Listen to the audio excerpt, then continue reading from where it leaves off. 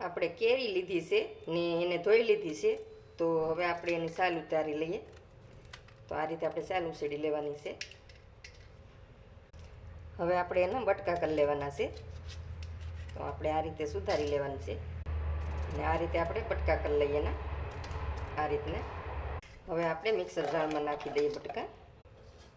હવે આપણે ફુદીનો નાખી દઈએ, ધાણા નાખીએ, આ એક મરચી નાખી દઈએ, હંસળ નાખીએ, થોડુંક મીઠું નાખીએ, શેકેલા જીરાનો પાવડર છે એ નાખીએ, 2 ચમચી ખાંડ નાખીએ, 1 વાટકી પાણી નાખીએ. હવે પીસી લઈએ. હવે આપણે ગાળી લઈએ એને.